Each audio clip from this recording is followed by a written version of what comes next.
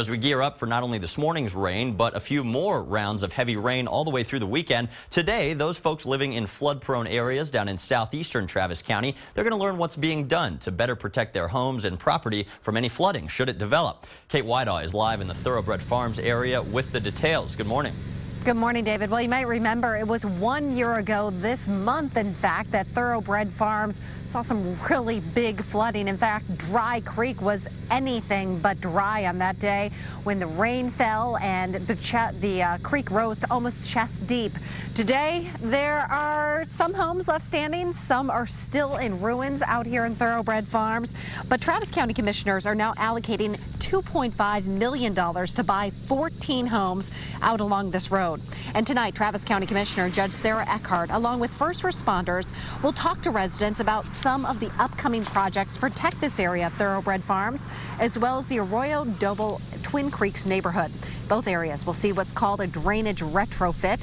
Essentially, that means a culvert that was supposed to hold back a flood will now be redesigned in an effort to contain mass amounts of water.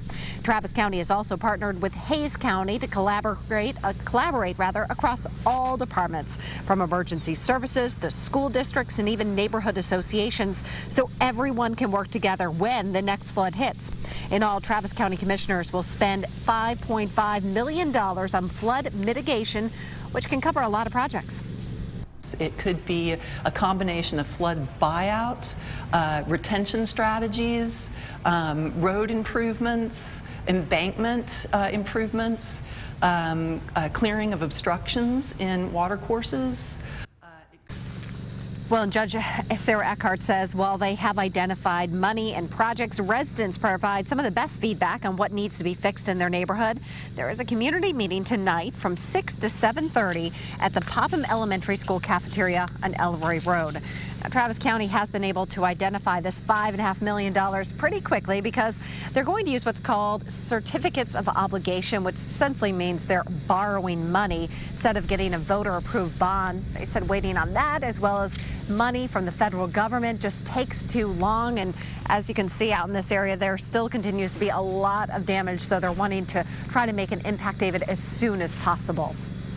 Kate, thanks for that report. And the city of Austin has spent more than $100 million in home buyouts for homeowners in the lower Onion Creek area. As of this spring, the city has already bought close to 800 different properties. We looked at the city's website this morning while you were sleeping, and it shows that the city is still working out to buy at least 35 more properties in that area. People living in this part of southeast Austin have witnessed what devastating flash flooding can do time after time. Some of the years that stand out for those folks are 98, 2001, 2013, and most recently what Kate was talking about, 2015.